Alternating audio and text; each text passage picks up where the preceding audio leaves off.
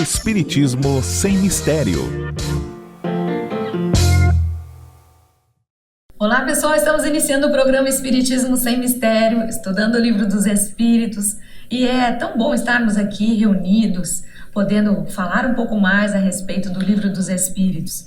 Estamos abordando a lei de conservação. Você que nos acompanha sabe que nós já abordamos esse tema no programa anterior, então assista, acompanhe conosco, pegue seu livro, seu caderno, porque o Livro dos Espíritos é muito especial e nós aprendemos muito com esta obra. Então, você é o nosso convidado, chame os amigos, porque se você gosta de estudar o Livro dos Espíritos, seus amigos também, com certeza, vão gostar. E como eu disse, a lei de conservação é essa lei onde todos nós, seres vivos, todos os seres vivos, possuem esse instinto de conservação. Nós falamos um pouco a respeito disso no programa anterior, hoje daremos continuidade. Então, eu sou Solange Salman Godoy, junto com o nosso querido André Luiz Ruiz. Como vai, André? Olá, Solange, olá, queridas irmãs, queridos amigos. É uma possibilidade que se renova quando nos encontramos em nosso programa Espiritismo Sem Mistério para tratar dessa temática, que é uma compreensão, inclusive, dos dias atuais. Este tema, a lei de conservação, vai nos permitir analisar nosso comportamento, observar como nós atuamos, sentir as nossas dificuldades naquilo que realmente é necessário, daquilo que não é necessário. E o gozo dos bens terrenos, como nós vamos estudar hoje, é uma reflexão que os espíritos nos permitem fazer sobre a nossa ligação, se podemos desfrutá-lo, se não podemos, se há um limite. Tudo isso está ligado à nossa vida pessoal, nosso dia a dia. Nós não estamos estudando teoria pela teoria, estamos estudando os ensinamentos do Livro dos Espíritos exatamente por eles serem efetivos, serem aqueles que nós devemos aplicar nosso modo de ser, nossa vida pessoal. Então, pega aí, como a Solange já disse, pegue o seu lápis, seu caderno, suas anotações, e assim nós vamos dar início à nossa jornada deste programa. Você verá na tela o primeiro slide, que é uma referência a essa conservação, não é, Solange? Exatamente. A primeira imagem que salta aos olhos é o macaco com o seu filhotinho, esse instinto de preservar, de conservar, de cuidar. Depois nós temos toda a natureza, não é? Onde nós podemos ver tudo isso nas mãos que estão ali apresentando esse ecossistema, e na mão também com a árvore. Depois nós temos os problemas do consumo excessivo, aquilo que o homem precisa para se sentir feliz e que de verdade se transforma em um entulho. Então, a lei de conservação estará tratando de todos esses aspectos, não apenas no reino vegetal, no reino animal irracional e no reino animal racional, que é o reino hominal onde estamos, não é? Agora que vimos o primeiro slide, vamos para a primeira pergunta de hoje. E você, você vier em cima, que eu que faço os slides, eu sempre coloco lá no título do primeiro slide, de onde até onde vai a lei de conservação. Pergunta 702 até 727. Nós já começamos o programa anterior, já começamos a lei de conservação. Então, nós não estamos na pergunta 702, hoje a pergunta é 711. E nós estaremos indo até a última pergunta, 727. Então, para você não ficar confuso, lá a lei de conservação, que é o primeiro título do nosso slide, do nosso estudo, está sempre mostrando o interregno, o trecho em que vamos falar da lei de conservação. Pergunta 702 até a 727. Agora, fala sobre. Lembrando que você que está nos assistindo, você poderá, como disse o André, buscar no programa anterior. Se você quer pegar desde o início da 702, você busque o programa anterior, tá bem? Agora vamos para o slide número 2, que é o primeiro slide dessa sequência. Você vai ver a pergunta 711. O uso dos bens da terra é um direito para todos os homens? Ou seja, se os bens da terra estão disponíveis, todos os homens podem usá-los? Isso é um direito? Isso faz parte daquilo que o homem precisa, daquilo que significa para todos nós essa possibilidade de desfrutarmos, de usarmos os frutos, os bens que a terra oferece? Ou existe algum limite, ou alguém não pode, ou dentro da criação do universo há uma restrição para situações em que algumas pessoas de certas etnias ou de certas características físicas ou de certa capacidade intelectual não possam usar os bens da terra? Vamos ver o que os espíritos respondem no slide seguinte? Vamos lá. Esse direito é a consequência da necessidade de viver. Deus não pode ter imposto um dever sem haver dado os meios de o satisfazer. Veja só, essa resposta é muito coerente com tudo que temos aprendido. O direito de usar, todos os homens usarem os bens da terra, é consequência da necessidade de viver. Para vivermos, nós precisamos nos alimentar, precisamos ingerir líquidos, precisamos ter um lugar para nos abrigar, para nos cobrir. Deus não pode ter imposto ao homem um dever, que é o dever de viver, sem lhe haver dado os meios para satisfazer esse dever. Então, nós temos o quê? Nós temos que preservar a vida física. Mas como preservaríamos a vida física se nós não pudéssemos utilizar os bens que estejam disponíveis? Nós não teríamos como manter a nossa segurança, como manter o nosso organismo funcionando, como nos abastecer de recursos para termos saúde necessária.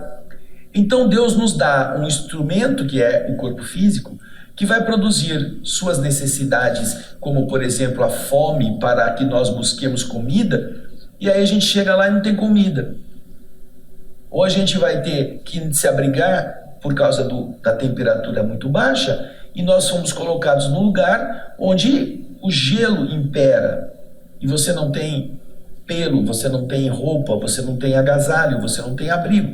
Como poder, com esses recursos escassos, ou com a falta deles, conseguir sobreviver, se nós temos o impulso da conservação, a lei de conservação, que vai fazer com que a gente sempre procure manter a existência da melhor forma, se nós não tivéssemos o direito de buscar um pé de laranja, pegar um mamão que esteja disponível, de encontrar a raiz que possa nos alimentar, de pescar, de pegar os bens da vida para que nós possamos preservar a nossa vida.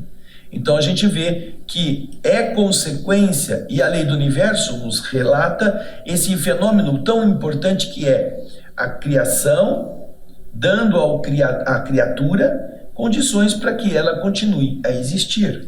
Então você vê como o amor divino não poderia ser sábio se criasse as criaturas sem lhes dar a chance de estar cumprindo com a sua tarefa, que é a de sobreviver, não é mesmo? E aí, Solange? Isso mesmo. E se nós pararmos para pensar, nós vamos ver. Esqueça tudo que você tem de conforto no seu dia a dia. Esqueça tudo isso que nós temos hoje. É lógico que nós estaríamos vivendo uma vida bastante rústica, mas se nós pararmos para pensar, tudo que nós precisamos, Deus nos deu. Nos deu alimento, nos deu a possibilidade de nos abrigarmos, tudo que é necessário ao homem para que ele sobreviva, para que ele siga adiante. O oxigênio, a água, a alimentação, tudo isso já existe no nosso planeta. Independentemente de nós transformarmos, de nós criarmos ou de nós inventarmos coisas, Deus nos deu já toda essa base. E é muito bonito isso, sabermos que tudo está aí. Você vê, né? Deus faz chover sobre todos, de graça. Deus permite que os rios fluam da parte mais alta até a parte mais baixa, também sem cobrar pedágio de ninguém. Aí o homem põe uma bomba, encana a água do rio e depois põe um relógio na sua casa e cobra de você a utilização daquilo que Deus dá de graça.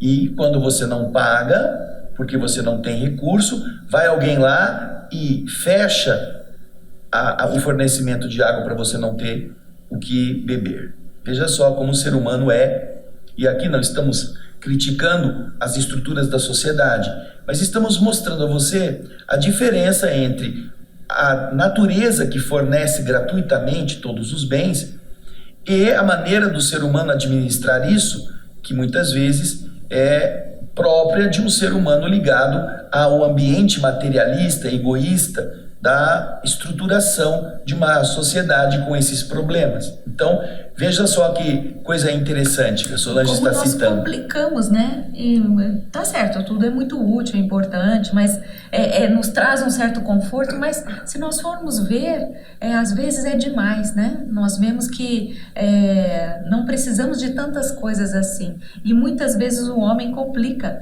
a sua existência, tudo poderia ser mais simples. Nessa sequência, Solange, nós vamos ter as perguntas que virão. O slide número 4, você vai ver na tela, ele vai fazer uma pergunta interessante, que parece contraditória. Vamos lá. Com que objetivo Deus ligou um atrativo aos gozos dos bens materiais? Ou seja, você desfrutar dos bens materiais produz um prazer, produz uma satisfação, você se sente feliz de estar podendo fazer isto, você tem um prazer de se alimentar em abundância, você estava com a fome, depois você procurou alguma coisa e você se saciou. Veja só. Agora, por que Deus ligou ao desfrute dos bens essa coisa, um atrativo, uma coisa que fosse assim, gostosa? Você já pensou se na sua fome, você que está aí me assistindo, você está morrendo de fome, não tem nada para comer, e o que você tivesse para comer fosse um monte de palha? Você come a palha. Vamos supor que a palha fosse nutritiva. Aí no dia seguinte você continua com fome. Qual é o prato? Palha. E no outro dia, palha. Imagina você comer uma semana de palha. O povo que já come a mesma comida saudável, saborosa, já não consegue comer 2 dias seguidos, porque, ai não, enjoa. Imagina se você tivesse que comer palha. Você ia chegar um momento e falar, ai meu Deus, eu prefiro morrer de fome do que comer palha de novo. Me lembra o filme Em Busca do Ouro, né? Fala aí, Solange. Eu falei do entupimento. Exato. O filme Em Busca do Ouro, Charlie Chaplin tá lá no frio, aí ele não tem o que comer, aí ele pega o sapato, cozinha o sapato, tira os pregos, chupa o preguinho, isso, né? Pega, faz o cadarço de macarrão, espaguete, é muito interessante. Imagina se você não viu, assista, é demais. Se a gente tivesse que comer isto, né? As coisas. Por que então todas as coisas têm um sabor, todas as coisas nos causam uma satisfação? Por que Deus permite que seja assim? É a pergunta de Kardec. Vamos ver a resposta? Vamos lá. Para excitar o homem ao cumprimento de sua missão e também para prová-lo pela tentação. 2 coisas que se combinam. Nós vimos e vamos ver mais adiante, na lei de progresso, nós vamos aprender que para o homem progredir como espírito, ele precisará, no campo da vida material, de 2 coisas. Primeiro, o progresso intelectual. Para que depois do progresso intelectual, ele chegará ao progresso moral, com o passar do tempo. Porque o progresso intelectual vai dar a ele lucidez, ele vai poder aprender o que é certo, o que é errado, o que é bom, o que é ruim, o que é saudável, o que o deixa doente. Esse processo pedagógico que a divindade nos oferece, ele tem a finalidade de desenvolver a nossa argúcia, a nossa observação, a maneira pela qual você compara as coisas. Então, voltando ao texto aí na tela, você vai ver que aí na resposta você vê que a primeira função dessa busca pelo prazer, pelo gozo, pelo desfrute, é excitar o homem, a inteligência humana, para que ele cumpra a missão de estar na Terra, para ele que sobreviva, etc, etc. Então, isso vai desenvolver a inteligência, vai depois permitir que ele desenvolva um mundo moral.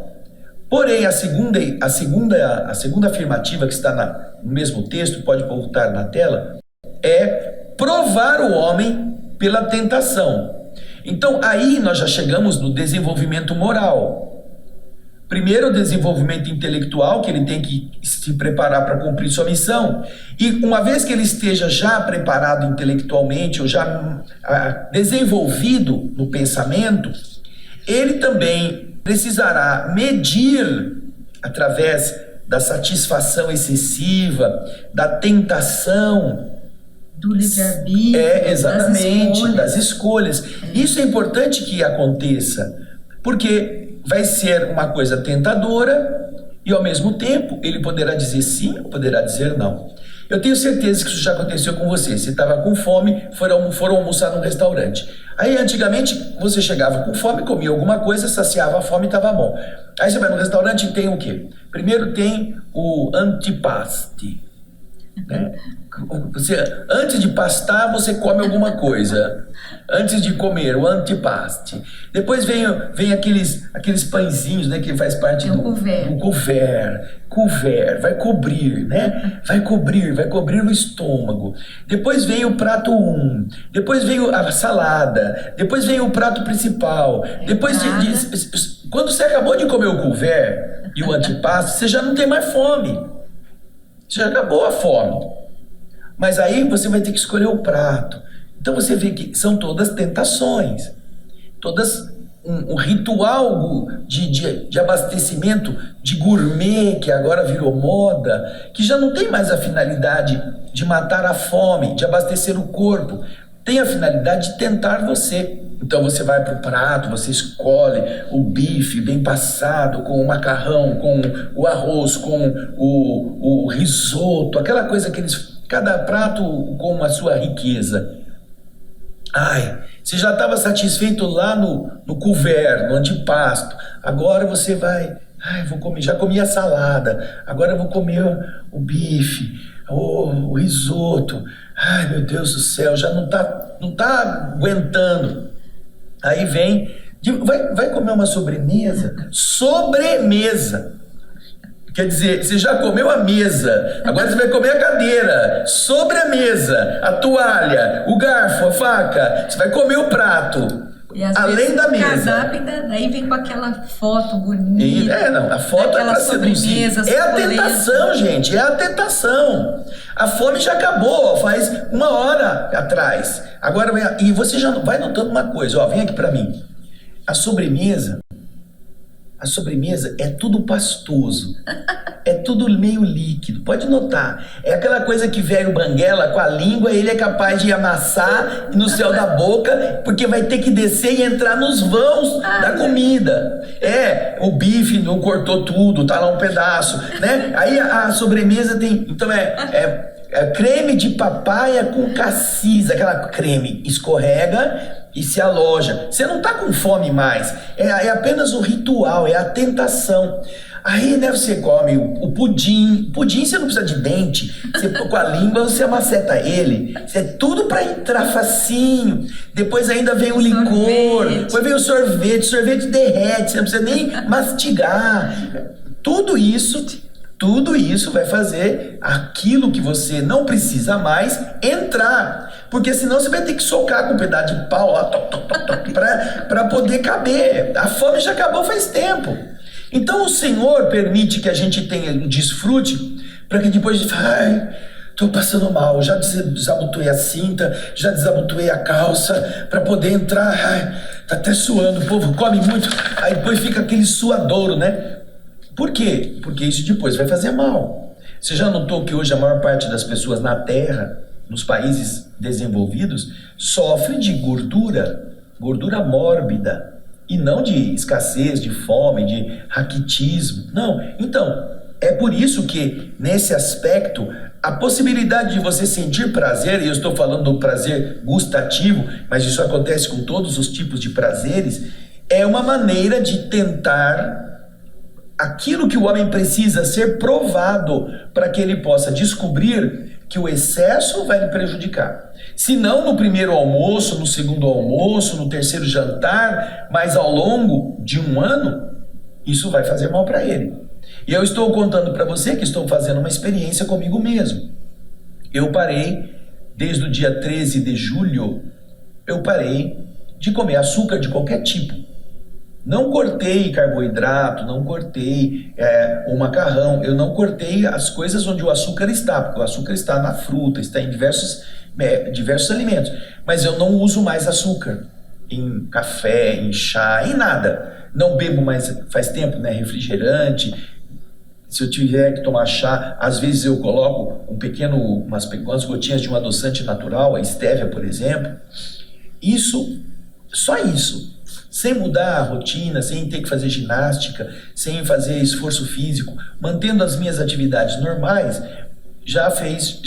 foi suficiente para que eu perdesse 2 quilos no meu peso, porque meu organismo teve que começar a usar energias que estavam se acumulando. Nós temos uma vida bastante sedentária, temos atividades que não exigem esforço físico abundante para consumir o que a gente come. Então você imagina, você come, vai para o computador, você vai fazer coisas que precisam de você intelectualmente e o alimento não está sendo consumido, aí você ainda põe açúcar. Quer dizer, com isso, a qualidade de vida, de dinamismo, de lucidez, foi muito diferente a partir das primeiras semanas. Então você vai desinchando, você vai desinflamando.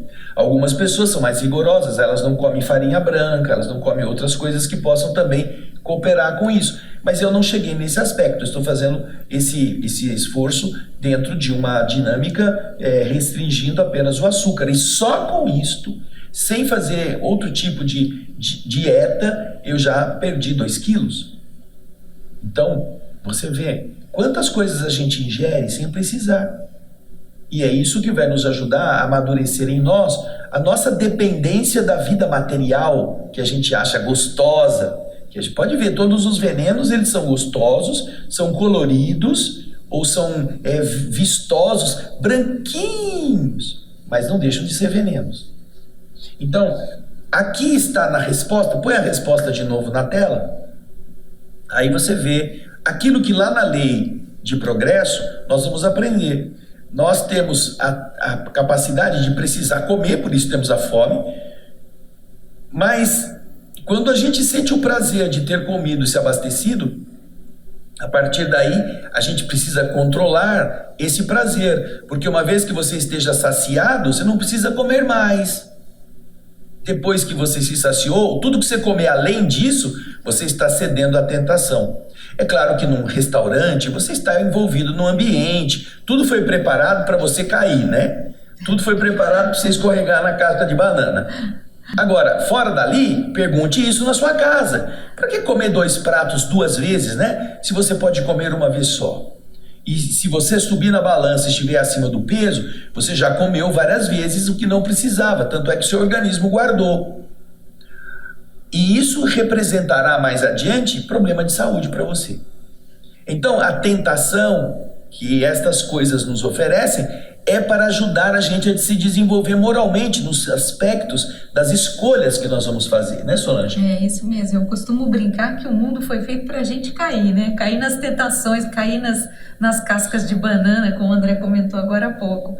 Mas isso com certeza já aconteceu com você. Quantas pessoas você conhece que já fizeram cirurgia bariátrica e com a redução do estômago, elas voltaram, né? Eles emagreceram porque elas estavam grandes, mais volumosas, fizeram a restrição do estômago, voltaram a emagrecer, mas depois de 1, 2 anos, elas voltam a ficar novamente gordas, inchadas, inflamadas, porque elas não mudaram, mudaram a forma de pensar. E aí entra essa resposta, ou seja, elas não modificaram sua forma de pensar com relação ao alimento que elas estavam ingerindo, então elas acabaram caindo pela tentação. Elas foram provadas e caíram pela tentação. Isso é só um exemplo, tá? Existem vários exemplos. Isso acontece com todos nós, porque nós não estamos habituados a isso,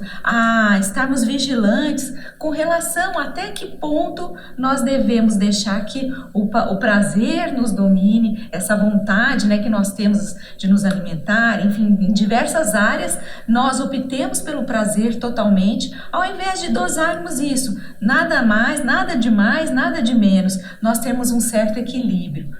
Por isso é que uma música muito famosa da Bossa Nova costumava dizer, e muita gente ainda canta, tudo que eu gosto é ilegal, imoral ou engorda. Que é o que a Solange disse, que o mundo está aí cheio de tentações justamente para você cair nelas, se você deixar. Então esteja atento para que você não se escravize. O fato de eu não comer açúcar por uma decisão minha não significa que quando eu estiver num local em que eu possa provar um doce porque eu achei bonito, eu não vá comê-lo. Mas vai ser só ali, naquele dia. Não vou levar doce para casa, não vou passar na padaria. Por enquanto isso ainda não aconteceu, porque eu quero que meu corpo se acostume à isenção do açúcar. Porém, isso não vai me impedir de um dia eu poder provar novamente. O fato de você, falando agora da questão do álcool, por exemplo, o fato de você em uma festa tomar um cálice, uma taça de vinho, não faz você virar bêbado, não faz você ficar ébrio. Você desfrutou aquela taça e foi suficiente. Você não vai passar depois na padaria comprar vinho para tomar todos os dias. Você não vai passar a dormir com a garrafa na beira da cama para depois, quando acordar, dar umas goladas. Não, isso já é a tentação do prazer, que quando a pessoa não se domina, ela vai permitir que se instaure sobre ele uma escravização por um senhor bastante difícil, bastante violento, que é o prazer que você vai repetir, e é o que leva muitas pessoas ao vício da droga, ao vício do jugo, ao vício do sexo, ao vício do mando, da imposição da sua ideia, porque isso dá prazer, de deixar o outro na condição inferiorizada. Então, são outros tipos de tentação. E quando a gente falha nisto, nós precisamos alertar-nos para que aquele ponto vulnerável não seja nosso calcanhar de Aquiles, que a gente trabalhe contra isto, para que nós tenhamos a nossa rigidez mental preservada.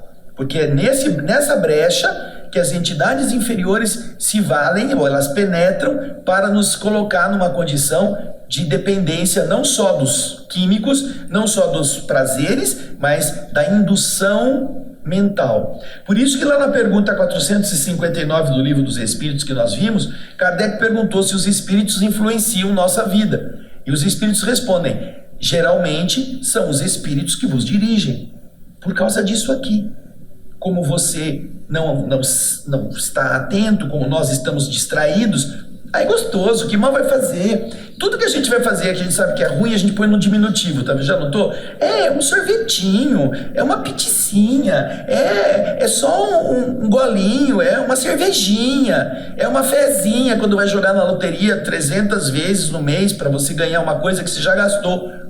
Tem gente que já gastou o prêmio antes de ganhar, tentando ganhar o prêmio, imagina, de tanto que joga. É sempre o diminutivo. Não, é só um bifinho, é só um bifinho, só um pratinho, um macarrãozinho, tudo no inho para dizer a você que você é um tolinho, vai ficar doentinho, vai ter que ir pro hospitalzinho, vai fazer uma cirurgiazinha. Então, vai extrair um tumorzinho. É legal isso, né? Vamos então cair na real, do ponto de vista da nossa capacidade de raciocinar, e vamos ver se estas coisas não podem ser evitadas com isso que os espíritos estão nos explicando aqui. O segredo das coisas acho que é a moderação, né? Você ter essa medida. Mas Kardec é danado, porque, gente, para que tantas tentações, né? Olha só o que Kardec vai perguntar para os espíritos. Qual é o objetivo dessa tentação? Tem um objetivo isso? É para alguma coisa? Kardec quer saber e a gente já vai ver a resposta.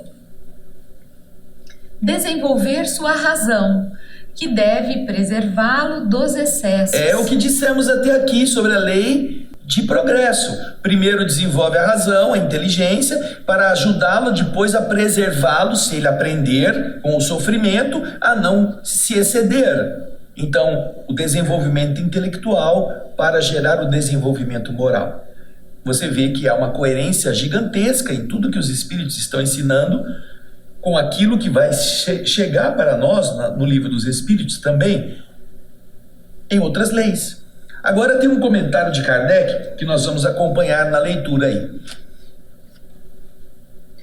Se o homem não fosse excitado ao uso dos bens da terra, senão pela sua utilidade, sua indiferença poderia comprometer a harmonia do universo. Deus lhe deu o atrativo do prazer que o solicita ao cumprimento dos objetivos da providência. Mas por esse mesmo atrativo Deus quis, por outro lado, experimentá-lo pela tentação que o arrasta para o abuso, do qual sua razão deve defendê-lo. Então a gente vê que se trata de um mecanismo, uma engrenagem que produz boas coisas e que facilita, né, ou promove na inteligência a capacidade de escolher corretamente, de uma maneira que o indivíduo não se permita mais exercitar sem limite aquilo que é prazeroso. Porque a satisfação prazerosa está muito ligada às exigências biológicas. Boa parte do prazer é comunicado ao nosso cérebro por tais endorfinas que premiam a nossa satisfação quando a gente cumpre aquilo que é gostoso.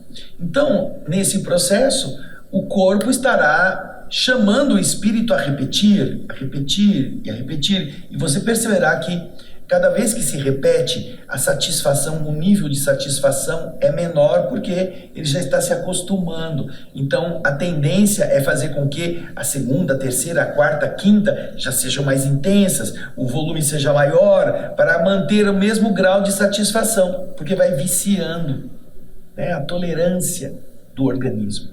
Então, isso representará uma forma de amadurecimento para o espírito. É um dos dentes dessa engrenagem que, permitindo o prazer, faz com que o homem avance. Nós temos todo o processo de mudanças sociais decorrentes dessa busca de uma satisfação melhor, tanto no lazer, as famílias que vão em busca de passeios, de parques aquáticos, de lugares, de sentimentos bonitos que inspirarão a poesia da alma, que são parques temáticos, que são ações da natureza preservadas, passeios que você vai fazer em ambientes agrestes, que são bonitos. Toda essa organização que aí vem resorts, vem cabanas, vem lugares preparados para te dar facilidade no desfrute daquilo que é agradável, promovem o progresso. Eu me recordo do meu sogro, nosso querido Godoy, quando nós falávamos daquela coisa absurda, que continuamos a pensar que é absurdo, em que as pessoas das socialites lá faziam festinha de aniversário para o cachorro, e que os cachorrinhos da vizinhança, das amigas, iam todos nessa festinha. Coisa assim, né? Meio irracional do ponto de vista, porque o cachorro, para ele, não faz diferença nenhuma se vai ter festinha com bolinho, chapéuzinho, isso é uma desculpa, nem sabe. É uma desculpa para as madames ou para as pessoas que estão ali se divertirem, né? Usando o cachorro. Aí meu sogro dizia assim: doutor André, mas graças a essa que faz a festa, o dono da lojinha do cachorro vai ganhar dinheiro, isso. Quem faz o docinho pro cachorro também vai ter o que fazer, quem faz os enfeitinhos de cabeça para o cachorro ficar bonitinho também, isso vai mover a economia. Ele dizia isso, né, Solange? Então você vê, né, de uma forma bobinha, outras coisas boas acontecem. Então, não queremos dizer que está certo, porque você vai alegar assim: o cara que produz a cocaína também está dando emprego, o cara que vai vender a droga no morro também está ganhando alguma coisa, então isso é bom. Não, não é bom. Não é bom. Porém, dentro de outras estruturas, dentro de outros aspectos da vida social, fazer o progresso, ser buscado para diminuir dificuldades e aumentar prazeres é uma coisa positiva, desde que não escravize ninguém, né? Agora a gente vai para a questão seguinte, vamos a ela? Os gozos têm limites traçados pela natureza? Olha só, existe algum limite? Kardec está interessado em conhecer esse limite. A natureza traçou algum limite para que o homem pudesse ver até que ponto ele já se saciou e dali para frente já é abuso? Vamos ver a resposta? Sim, para vos indicar o limite do necessário. Mas, pelos seus excessos, chegam à saciedade e se punem si mesmos. Eles se punem a si mesmos, né? Faltou um azinho ali. Faltou um azinho. Os homens vão punirem-se à medida em que abusam. Então, existe sim um limite. A fome acaba. Você sabe quando acaba a fome? Nós sabemos. Você sabe quando acaba o frio? Nós sabemos. Mas quando você coloca muita coberta durante a noite, porque você estava com frio, e você enche em cima de você, parece um vulcão em cima de cobertor, meia hora depois você está suando que nem um cabrito no deserto. Por quê? Porque você excedeu. Não é mais necessário tudo aquilo. Quando você está sentindo frio, às vezes você acorda, a noite esfriou e você começa a tremer. Então você põe uma coberta ou duas. Aí você preserva o calor. Mas se você puser muita, você vai começar a suar. Isso é ruim. Então você vai descobrir o ponto de equilíbrio. Assim também com todas as coisas. Daí, você, se for amigo de você mesmo, você saberá dizer, não, até aqui vou. Daqui para frente já é desnecessário. Agora, se você não fizer isso, você começará a sofrer os efeitos que vão gerar os malefícios. Isso aqui é interessante porque é o que está dizendo a resposta. Nós nos punimos a nós mesmos. Então, essa questão do excesso não é com relação aos outros, é com relação a essa atitude conosco. Nós vamos sofrer no nosso corpo físico nessa questão de nos tornarmos viciados naquilo. E depois para sair, gente, é muito complicado. É isso que faz Kardec perguntar logo a seguir, a pergunta 714, no slide número 11, o que pensar? Que pensar do homem que procura nos excessos de todos os gêneros um refinamento de seus prazeres? Eu vou fazer mais, agora eu vou usar outros elementos, agora eu vou pedir outros pratos, eu vou querer outros sabores. Eu conheci uma pessoa que tinha um amigo que saiu do Brasil num voo, voou até o Japão. Imagina isso, hein? Um voo pro Japão, para ele ir num restaurante em que eles cozinham um tipo de peixe venenoso com tal delicadeza, com tal detalhe de cuidado, que ele consegue preservar uma taxa de veneno suficiente para adormecer a língua da pessoa, porque se for errado, a pessoa morre. Ele saiu do Brasil, viajou até o Japão para comer esse peixe naquele restaurante, para sentir esse negócio do peixe anestesiar a sua língua. Depois ele pegou o voo e voltou para o Brasil. O que você acha? Sem palavras. Né? Ele podia fazer isso com a butijolóquia. Não precisava ir no Japão. Pega uma pimenta butijolóquia, pega um pedacinho assim da pimenta butijolóquia, põe na língua e come. Aí ele nunca mais vai esquecer, nunca mais vai querer ir pro Japão.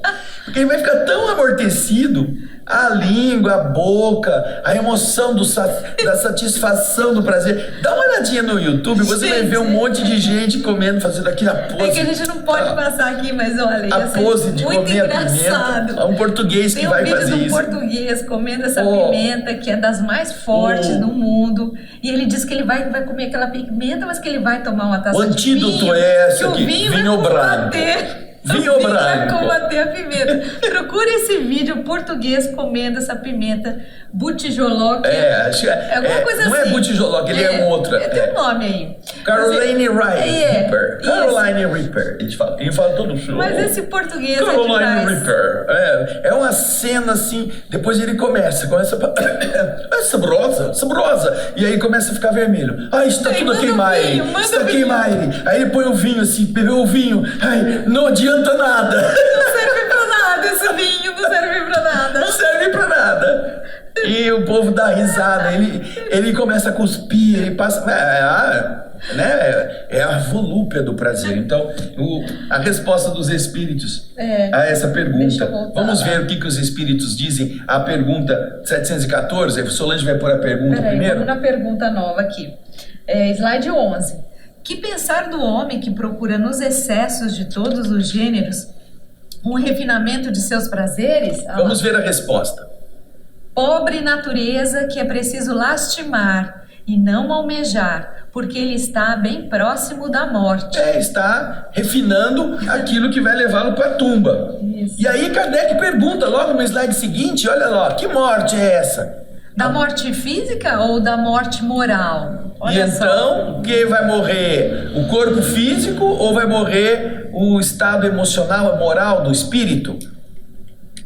E a resposta está aí, ó. De uma e de outra. Está bem perto de uma morte, a morte física, e também da morte moral. Ele estará desperdiçando as oportunidades de viver. Depois disso, para terminar o programa de hoje, nós temos um comentário de Kardec no slide 15. Vamos ver? O homem que procura nos excessos de todo gênero um refinamento dos prazeres, coloca-se abaixo do animal, porque o animal sabe se deter na satisfação da necessidade. Ele abdica da razão que Deus lhe deu por guia e, quanto maiores seus excessos, mais dá à natureza animal império sobre a sua natureza espiritual. Na sequência, continua para terminar. As doenças, as enfermidades, a própria morte, que são as consequências dos abusos, ao mesmo tempo, são punição à transgressão da lei de Deus. É isso aí. Muito bonito esse final aí. Kardec nos dá a noção de que quanto maior nós nos ligamos aos prazeres, mais nós permitimos que a nossa natureza animal, aquilo que o corpo está dando prazer a você, domine a sua natureza espiritual. Portanto, quando você põe um freio, você está impondo a sua lucidez, a sua capacidade de discernir espiritualmente sobre o corpo que estava querendo que você fizesse mais do que necessário para ele. Ok?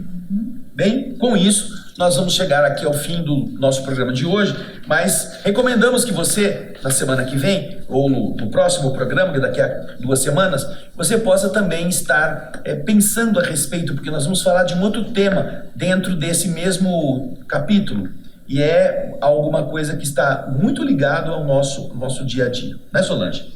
É isso mesmo, é uma lei muito interessante, essa lei de conservação. Nós vamos continuar, como disse o André. Aproveite para conhecer, para estudar, para fazer suas anotações, porque nós sempre aprendemos muito com o Livro dos Espíritos. E tem muito a ver com a nossa atividade de sobrevivência na Terra atualmente. Sem nos deixar levar pelos excessos, pelo fanatismo, nós aprenderemos a ter equilíbrio, saberemos nos conter. Saberemos que não precisamos de 10 pares de sapato, não precisamos de 20 calças, não precisamos de excessos em todas as coisas, aprendendo a limitar aquilo, mesmo quando o seu recurso econômico te permita ter, te permita comprar. Lembre que muitas coisas estão aí realmente para nos testar. Até que ponto nós iremos? E se nós ultrapassarmos esse limite dado pela própria natureza, nós vamos sentir no nosso próprio corpo físico esse dano. Eu me lembro de uma artista, uma cantora, que achando que estava falando uma coisa muito assim, super sábia, disse a quem entrevistava: eu não me concedo o direito de comprar uma bolsa por mais de 8 mil reais. Uma bolsa de mulher, sabe aquelas bolsicas assim, que só cabe o batom e um lápis para passar no olho? Não é para escrever não, porque muitos não sabem nem escrever, mas aquelas bolsinhas, eu não pago mais que 8 mil reais numa bolsa. 8 mil reais numa bolsa? Ela achou que ela estava esnobando, que ela estava dando uma de eu sou desprendida, quando ela estava mostrando que ela gasta excessivamente em coisas que não valem. Não é mesmo, então? Cada um decide o que quer. Até o próximo Espiritismo Sem Mistério. Contamos com vocês. Tchau, gente. Um grande abraço.